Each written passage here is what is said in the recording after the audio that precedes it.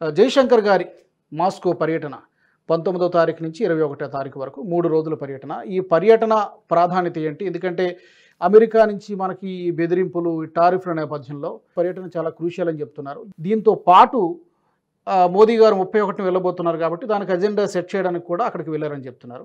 ఏంటి సార్ ఈ సిగ్నిఫికెన్స్ ఏంటి? మన ప్రభుత్వము చాలా కాలంగా మన దేశం పట్ల ఈ అమెరికా యొక్క టారిఫ్ విధానాలు ఏమన్నాయో దీన్ని కౌంటర్ చేయడానికి అని చెప్పి చాలా రోజులుగా మనం దాన్ని కౌంటర్ చేసే దిశగా చాలా ప్రయత్నాలు చేస్తున్నాం మనం.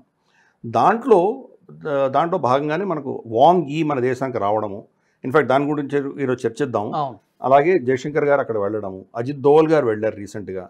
ఇవన్నీ కూడా ఏంటంటే మనకు కీలకమైనటువంటి ట్రేడ్ పార్ట్నర్స్ ఎవరైతే ఉన్నారో వాళ్ళతో చర్చలు మొదలుపెట్టాం మనం. మరి అమెరికా మన మీద ఆంక్షలు ఎందుకు విధించింది? రష్యా నుంచి చమురు కొంటున్నాం కాబట్టి వాళ్ళు విధించారు. దీన్ని తట్టుకోవాలంటే ఏం చేయాలి మనం? అది రష్యాతో చర్చిస్తున్నాం మనం. ఎందుకంటే ఇప్పుడు మన లాభ నష్టాలు చూసుకోవాలి. వాళ్ళు మనకు ఇచ్చే ధరకు మనం వాళ్ళ దగ్గర కొనడం మానేసి ఎక్కువ ధరలో మనం అమెరికా దగ్గర కొనడం మొదలుపెట్టామంటే, రేపు అమెరికానో లేదా ఇరాకో సౌదీ అరేబియా ఎక్కడో కొన్నామంటే దాన్ని అక్కడ మనం ఎంత నష్టపోతున్నామో దాన్ని ఇప్పుడు ట్రంప్ వేసిన టారిఫ్ వల్ల మనకు వచ్చే నష్టాన్ని రెండింటినీ మనం పోల్చి చూస్తే ఏది మనకు లాభసాటో చూసుకోవాల్సి వస్తుంది. కాబట్టి ఆ విషయంలో చర్చించడానికి జయశంకర్ గారు వెళ్ళారు. ఫర్ ఇన్స్టెన్స్ ఆల్రెడీ రష్యా $5 తగ్గిస్తామని చెప్పారు. వాళ్ళు $5 మేము కన్సెషన్ ఇస్తామని చెప్పారు. వాళ్ళ మీద రెస్ట్రిక్షన్ ఉంది. $60 కంటే ఎక్కువ ధరలో అమ్మడానికి వీల్లేదు. వాళ్ళు బయట ప్రస్తుతానికి $69-70 పర్ బ్యారెల్ అమ్ముడు అవుతోంది ప్రపంచ మార్కెట్లో. కానీ వాళ్ళ మీద క్యాప్ విధించారు. $60 అంటున్నారు. $60 ఇంకా 5 తగ్గిస్తామంటారు. అంటే $55కే వస్తుంది మనకి. $55 ఒక బ్యారెల్ వస్తుందంటే కనుక మనకు కనీసం అంటే మనం చూస్తే కనుక ఒక $15-20 మనకు ఆదా అవుతుంది దాంట్లో ఒక్కొక్క బ్యారెల్లో ఇంటూ మిలియన్స్ ఆఫ్ బ్యారెల్స్. కాబట్టి మనకు చాలా ఆదాయం అవుతుంది. మరి దీనివల్ల మనకు అమెరికాకు మనం అమ్మలేకపోవడం లేదా అమ్మినందువల్ల మనకు వచ్చే నష్టము, దాన్ని మనం సబ్సిడైజ్ చేసుకోవాలంటే, ఆ టారిఫ్ని మనం అబ్జార్బ్ చేసుకోవాలంటే ఇప్పుడు 50% సుంకాలు విధించాడు ఆయన. 50% సుంకాలకు సంబంధించిన మనం ఇక్కడ మన ఏ ఇండస్ట్రీస్ దెబ్బతింటున్నాయో, మన టెక్స్టైల్ కావచ్చు, మన లెదర్ ఇండస్ట్రీ కావచ్చు, వాళ్లకు ఈ యొక్క రష్యా నుంచి మనకు కొంటున్న చమురు నుంచి మనకు ఆదాయమైనటువంటి ఏవైతే ఉన్నాయో ధనం మనం ఏదైతే సేవ్ చేస్తున్నామో అది ఇక్కడ వీళ్ళకి సబ్సిడీగా ఇవ్వచ్చా, ఇచ్చిన తర్వాత నెట్ మనకు లాభం ఉందా లేదా నష్టం ఉందా, ఇవన్నీ కూడా మనం అంచనా వేసుకుంటాం. అది ఆల్రెడీ ప్రభుత్వం చేసి ఉంటుంది, మనకు బయట చెప్పరు. కానీ దీని దృష్ట్యా ఈరోజు రష్యాతో మాట్లాడుతున్నాం మనం. రష్యాతో మాట్లాడి రష్యాలో ఇన్ఫ్యాక్ట్ ఆయన అక్కడ ఇండియా రష్యా బిజినెస్ ఫోరం దాంట్లో మాట్లాడడం కూడా జరిగింది.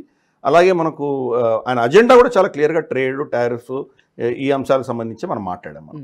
సో రష్యా ఏం చేసిందంటే వాళ్ళ వల్ల మనం నష్టపోతున్నాం కాబట్టి వాళ్ళు మనకు కొన్ని వెసులుబాట్లు కలిగించారు. బహుశా దీన్ని $5 నుంచి ఇంకేమైనా ఇంక్రీజ్ చేయబోతారో మనకు తెలియదు. రేపటి రోజు అనౌన్స్మెంట్ వస్తుంది అది ఒకటి. రెండవది వాళ్ళు ఏం చెప్తున్నారంటే, మీరు అమెరికాకి ఏమి అమ్మలేకపోతున్నారో, మీ అమ్మకాలు అమెరికా మిమ్మల్ని ఏదైతే రెస్ట్రిక్ట్ చేస్తోందో 50% సుంకాలు విధించిన తర్వాత మీరు అక్కడ పంపించలేరు, కాంపిటీషన్లో మీరు తట్టుకోలేరు. ఆ వస్తువులని మా దగ్గర పంపించండి, మేము అబ్జర్వ్ చేస్తామంటున్నారు వాళ్ళు.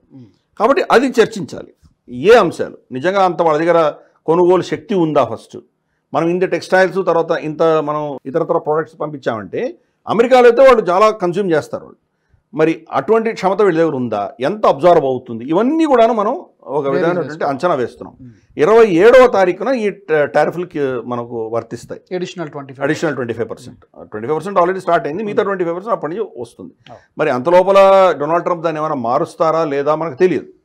కాబట్టి ఒకవేళ మనకు మార్చరు, మన మీద ఈ అడిషనల్ 25% ఉంటుంది అని అనుకొని దాన్ని ఊహించుకొని దానికి ప్రత్యామ్నాయాలు చూసుకుంటున్నాం మనం. అందుకని జయశంకర్ గారి ట్రిప్ చాలా కీలకం. ఈ అంశాలన్నీ చర్చించాం. పైపెచ్చు మనకు అజిత్ దోవల్ గారు రీసెంట్గా వెళ్ళొచ్చారు మాస్కోకి. ఇప్పుడు జయశంకర్ గారు వెళ్ళారు, రెండోసారి వెళ్ళారు, ఒక నెలలో అనుకుంటా. కరెక్ట్. అంటే 2-3 వారాల క్రితం అజిత్ దోవల్ గారు వెళ్ళారు, మళ్ళీ ఇప్పుడు ఈయన వెళ్తున్నారు. సో మనం చాలా విస్తృతంగా ఇవన్నీ కూడా మనం అంటే ఫోన్లో కూడా మాట్లాడి ఉండొచ్చు, కానీ వెళ్ళి అక్కడ మాట్లాడి రావడం అనేది చాలా కీలకంగా మనం కొన్ని సీక్రెట్గా చేస్తున్నాం మనం. ఫర్ ఇన్స్టెన్స్ మనకు రష్యా నుంచి ఇంకో అడిషనల్గా అదనంగా మనకు ఇంకా చాలా యుద్ధ సామాగ్రి రావాల్సింది ఉంది. S-400 ఇంకా 2 బ్యాటరీలు రావాలి, మనకి ఇంకా రాలేదు. S-400 మనకు చాలా పనిచేసింది మనకి ఆపరేషన్ సింధూర్. కాబట్టి దానికి సంబంధించిన ఏమైనా తీసుకొస్తామా, దానికి సంబంధించి చర్చలు ఎలా జరుగుతాయి? ఎందుకంటే ఇప్పుడు వ్లాడిమిర్ పుటిన్ మోదీ గారు కలవబోతున్నారు టెంజియాన్లో 31వ తారీఖు కలవబోతున్నారు. షీ జిన్పింగ్ మోదీ గారు కలుస్తారు, అలాగే వ్లాడిమిర్ పుటిన్ మోదీ గారు కలుస్తున్నారు. బహుశా వీళ్ళు ముగ్గురు మళ్ళీ ట్రైలేటర్ కూడా కలిసిన అవకాశాలు కూడా లేకపోలేదు అక్కడ. కాబట్టి ఆ నేపథ్యంలో మనం రష్యా నుంచి ఏమేమి ఆశిస్తున్నాము ఆ విషయాలు ఇప్పుడే చర్చిస్తే కనుక మోదీ గారు వ్లాడిమిర్ పుటిన్ కలిసినప్పుడు దాన్ని ఫైనలైజ్ చేయొచ్చు, దాన్ని అనౌన్స్ చేయొచ్చు. బహుశా వ్లాడిమిర్ పుటిన్ ఇంకా మేము చమురు ధరలు తగ్గిస్తామనడము, లేదా ఇంకేదైనా మీకు ఏదో చేస్తామనడం, అటువంటి అంశాలు ఉండొచ్చు. రెండు, మీకు కావాల్సిన యుద్ధ సామాగ్రి మేము ఇస్తామనొచ్చు. ఫర్ ఇన్స్టెన్స్ Su-57 కావాలి మనకి, ఎందుకంటే మనం F-35ని మనం బేఖాతరు చేసాం. కాబట్టి Su-37 బహుశా వాళ్ళు Su-57 బహుశా మనకు కొంత కన్సెషనల్ దీంట్లో ఇవ్వచ్చు వాళ్ళు. ఇటువంటి అంశాలు చాలా మనకు రాబోయే రోజుల్లో అమెరికా దెబ్బను తట్టుకోవడానికి కావాల్సినటువంటి అంశాలు ఏవైతే ఉన్నాయో వాటన్నిటి చర్చించడానికి ఆయన వెళ్ళారు. ఈ చర్చల ఫలితాలు మనకు ఆఫ్కోర్స్ జనరల్ స్టేట్మెంట్ ఇచ్చారు, దీని గురించి మేము చర్చించాము, ట్రేడ్ పెంచాలని ప్రయత్నం చేస్తున్నాం మేము. తర్వాత చాలా కీలకంగా ఆయన స్టేట్మెంట్స్లో 2-3 అంశాలు చెప్పారు. ఒకటి ఏంటంటే నార్త్ సౌత్ ట్రాన్సిట్ కారిడార్ అని ఒకటి ఉంది, NSTC అని ఒకటి ఉంది. ఇది మనకు రష్యా నుంచి కాస్పియన్ సముద్రము, అజర్బైజాన్ గుండా ఇరాన్కి వచ్చి, ఇరాన్లో బందర్ అబ్బాస్ కానీ చాబహార్ గుండా అవి వచ్చి, అంటే ట్రైన్లలో వచ్చి ఇక్కడ వాళ్ళు షిప్లో మీద లోడ్ చేస్తే అక్కడి నుంచి ముంబైకి అవన్నీ వచ్చే దిశగా. ఎందుకంటే ఇది చాలా షార్ట్ రూట్ అవుతుంది మనకి. లేదంటే వాళ్ళక్కడ సెయింట్ పీటర్స్బర్గ్ నుంచి చూస్తే కనుక మనం బాల్టిక్ సముద్రం అంతా దాటుకుని ఇంగ్లీష్ ఛానల్, ఫ్రాన్స్ ఇంగ్లాండ్ మధ్యలో ఉన్న ఛానల్ దాటుకుని కింద ఐబీరియన్ పెనిన్సులా, పోర్చుగల్ స్పెయిన్ ఉన్న ప్రాంతం నుంచి, ఆఫ్రికా స్పెయిన్ మధ్యలో ఉన్న గ్యాప్ నుంచి వాళ్ళు వెళ్ళి మెడిటరేనియన్ సముద్రంలో వెళ్ళి అక్కడి నుంచి మనకు సూయజ్ కెనాల్లో ఇంత తిరిగి రావాలి. ఇది చాలా తొందరగా కనీసం అంటే ఒక 1000-1500 కిలోమీటర్లు సేవ్ చేయొచ్చు మనం, ఒక వారం రోజులు సేవ్ అవుతుంది మనకి. కాబట్టి ఆ దృష్ట్యా దాన్ని ముందు తీసుకెళ్లే ప్రయత్నం చేస్తున్నాం. ఇంకొక ప్రతిపాదన ఉందంటే వ్లాడివాస్టక్ టు చెన్నై, ఇది ఇంకొక ప్రతిపాదన ఉంది. వ్లాడివాస్టక్ జపాన్ దగ్గరగా ఉంటుంది అది. కాబట్టి అక్కడి నుంచి మనం బయలుదేరి అవన్నీ కూడాను మనకు సౌత్ చైనా సీ దగ్గర నుంచి తీసుకొని సింగపూర్ నుంచి మలక్కా స్ట్రైట్ నుంచి మనకు చెన్నై దాకా వచ్చే దిశగా ఇంకొక ప్లాన్ వేస్తున్నాం మనం. ఎందుకంటే వీళ్ళు విధించే ఆంక్షల వల్ల రేపటి రోజు హైసీ సముద్రంలో ఉన్నటువంటి రష్యా చమురు తీసుకొస్తున్నటువంటి షిప్లను వాళ్ళు అరెస్ట్ చేస్తే పరిస్థితి ఏమవుతుంది మనకు. కాబట్టి ప్రత్యామ్నాయాలు చూసుకుంటున్నాం. ఈ నార్త్ సౌత్ ట్రాన్సిట్ కారిడార్ కావచ్చు, లేదా వ్లాడివాస్టక్ చెన్నై కావచ్చు, ఈ ప్రత్యామ్నాయాలు కూడా అక్కడ చర్చ జరుగుతోంది. సో చాలా అంశాలు మనం చర్చిస్తున్నాం. డొనాల్డ్ ట్రంప్ చేస్తున్నటువంటి ఈ చర్యల వల్ల కలెక్టివ్గా మనం అందరం కలిసి ఏమైనా చేయొచ్చా, ఆ విషయాలు కూడా చర్చిస్తున్నాం మనం. సో ఈ టూర్ ఎలాంటి మెసేజ్ ఇస్తోంది, అమెరికా ఏ పర్స్పెక్టివ్లో చూస్తోంది ఈ టూర్ని? అమెరికా తప్పకుండా వాళ్ళు మన మీద ఇంత కఠినంగా టారిఫ్లన్నీ వేశారు కాబట్టి వాళ్ళు చేయగలిగింది ఇంకేమీ లేదు, ఆల్రెడీ బెదిరించేశారు. ఇప్పుడు 50% మీరు 100% తీసుకెళ్ళినా 150% తీసుకెళ్ళినా లాభం లేదు. ఒక్కసారి 50% వేసిన తర్వాత మనము అమెరికాలో ట్రేడ్ నుంచి బయటికి వెళ్ళిపోయాం. ఎందుకంటే మన ప్రోడక్ట్స్, మన టెక్స్టైల్స్ కానీ, మన లెదర్ కానీ ఇవన్నీ కూడాను అవుట్ ఆఫ్ బిజినెస్ వెళ్ళిపోతాయి, మనం కంపీట్ చేయలేం. కాబట్టి అటువంటి పరిస్థితులలో మీరు 50 నుంచి ఇందాక నేను చెప్పినట్టు 100 వెళ్ళినా కానీ పెద్ద ఏం డిఫరెన్స్ ఉంటుంది. కాబట్టి ఈరోజు అమెరికా మనల్ని ఏమి చేయలేనటువంటి పరిస్థితి, చేయాల్సిన డ్యామేజ్ అయిపోయింది. ఇంకా ఏమైనా చేస్తే కూర్చో దాన్ని తగ్గించాలి, మనం మళ్ళీ ఏదో ఫ్రెండ్షిప్ చేసుకునే దిశగా వాళ్ళు ప్రయత్నం చేయాలి. 25 ఆగస్టు వాళ్ళ డెలిగేషన్ రావాల్సి ఉంది, ట్రేడ్ చర్చలకు రావాల్సింది, వాళ్ళు క్యాన్సిల్ చేసుకున్నారు. కాబట్టి వాళ్ళ ధోరణి అంతా ఏంటంటే భారతదేశాంతో మనం ఇప్పుడు ఎంతో పట్టించుకోక్కర్లేదు, భారతదేశం వాళ్లే దాసోహమంటూ మన దగ్గరకు వస్తారు అన్నటువంటి వైఖరిలో, ఆలోచన ధోరణిలో ఉన్నారు వాళ్ళు. కాకపోతే ఇది మనల్ని ఒక పావుగా వాడుకుంటున్నారు. వ్లాడిమిర్ పుటిన్ తోటి చర్చలకు కావచ్చు, లేదా షీ జిన్పింగ్ మీద ఒత్తిడికి కావచ్చు, ఈ రెండింటికి కూడాను భారతదేశాన్ని పావుగా వాడుకుంటున్నారు వాళ్ళు. చూడు మేము భారతదేశాన్ని ఏం చేశాము, నువ్వు కనుక మాతో వచ్చి చర్చించి యుద్ధం ఆపకపోతే ఇది ఇంకా నీ కస్టమర్స్ ఎవరున్నారో అందరి మీద ఇటువంటి ఆంక్షలు విధించబోతున్నాము, ఒక భారతదేశాన్ని ఒక నమూనాగా చూపించి ఒక ఎగ్జాంపుల్గా చూపిస్తున్నాము అని చేయడానికి వ్లాడిమిర్ పుటిన్కి. షీ జిన్పింగ్కి ఏంటి, ఇంత పెద్ద సంబంధం ఉన్న డెమోక్రసీ రాసుకుని పూసుకుని తిరిగేటువంటి మేమే వాళ్ళ మీద శాంక్షన్స్ చేస్తున్నాం, నీ మీద ఇంకా వేయగలం మేము. సో ఇటువంటి ఒక ఏంటంటే ఇది మాకు ప్రెషర్ బిల్డప్ చేసే ప్రయత్నం చేస్తున్నారు.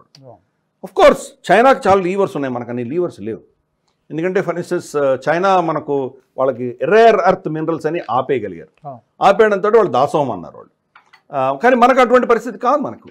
ఎందుకంటే మనం నిజంగా ఫలానా ఒక అంశం మనం అమెరికాకి ఎక్స్పోర్ట్ చేయకపోతే అమెరికా చాలా కష్టపడుతుంది అన్నటువంటి అంశాలు మన దగ్గర ఏం లేవు. ఫార్మస్యూటికల్స్ ఉన్నాయి, కానీ ఫార్మస్యూటికల్స్ ఏంటంటే దానికి మినహాయింపు చేశాడు, కాబట్టి వాళ్ళు మీ టారిఫ్లు వర్తించవు. కాబట్టి దాంట్లో మనకేం ఇబ్బంది లేదు, అలాగే వెళ్తున్నాయి. అవి ఆల్టర్నేటివ్స్ ఉన్నాయి. ఒకవేళ దాని మీద మనం ఏమైనా ఆపినా కానీ ఆల్టర్నేటివ్స్ ఉన్నాయి. కాబట్టి ఆ లీవర్స్ మన దగ్గర లేదు కాబట్టి మన మీద టార్గెట్ చేశారు వాళ్ళు. సో చూద్దాం, రాబోయే వారం రోజుల లోపల మనకి ఏదో తేలుతుంది ఇది. బహుశా ఇలాగే ప్రెషర్ బిల్డప్ చేసి ఇలా కంటిన్యూ చేద్దాము అని కనుక డొనాల్డ్ ట్రంప్ అనుకున్నాడంటే మనం ఈ ఆప్షన్స్ అన్ని పెట్టుకుంటున్నాం. చైనాతో చర్చిస్తున్నాము, మన రష్యాతో చర్చిస్తున్నాము, ఇతరత మనకు రీసెంట్గా వారం క్రితం మనకు ఒమాన్ తోటి మనకు ఫ్రీ ట్రేడ్ అగ్రిమెంట్ ఫైనలైజ్ చేసుకున్నాము. యూరోపియన్ యూనియన్తో ఫ్రీ ట్రేడ్ అగ్రిమెంట్ చర్చలు బాగా సీరియస్గా ఉన్నాయి. బహుశా అవి కూడా వచ్చే నెలన్నర లోపల అది కూడా అనౌన్స్ చేసేటువంటి అవకాశాలు ఉన్నాయి. యూకే తోటి ఆల్రెడీ అనౌన్స్ చేసాం మనం. 12 దేశాలతో మనకి FTAలు ఉన్నాయి ప్రస్తుతానికి. అలాగే ఆఫ్రికాతో మనం చాలా చేస్తున్నాం. మోదీ గారు వస్తున్నప్పుడు 2 దేశాలకు వెళ్ళొచ్చారు ఆయన. కాబట్టి ఇవన్నీ కూడాను ఒక విధమైనటువంటి స్ట్రాటజీ పెట్టుకుంటున్నాం మనం. రేపు నిజంగానే 50% మన మీద సుంకాలు విధించేటువంటి పరిస్థితి వస్తే అమెరికన్ మార్కెట్లో మనకి ఏ దెబ్బలు తగులుతాయో దాన్ని తగ్గించే దిశగా మనం ప్రయత్నాలు చేస్తున్నాము. అందుకనే జయశంకర్ గారి ఈ యొక్క పర్యటన అనేది చాలా కీలకమైంది. మనకు బయట చెప్పేటువంటి విషయాలు చాలా ఉంటాయి, కొన్ని ఉన్నాయి, కానీ బయట చెప్పనటువంటి విషయాలు చాలా ఉంటాయి. ఇవన్నీ కూడా ఏంటంటే ఇట్లా ఈ సమస్యను ఎలా పరిష్కారం తీసుకురావాలి, ఎలా కౌంటర్ చేయాలి, కలెక్టివ్గా ఏం చేయగలం అన్నది చర్చిస్తున్నాం. 2, చైనా దీని అడ్వాంటేజ్ తీసుకొని మన మీద మళ్ళీ ఏదైనా మనల్ని ఇబ్బంది పెట్టేటువంటి పరిస్థితులు వస్తాయేమో, అందుకని రష్యా నుంచి కూడా అక్కడి నుంచి ఒత్తిడి వచ్చే దిశగా మనం ప్రయత్నం చేస్తున్నాం.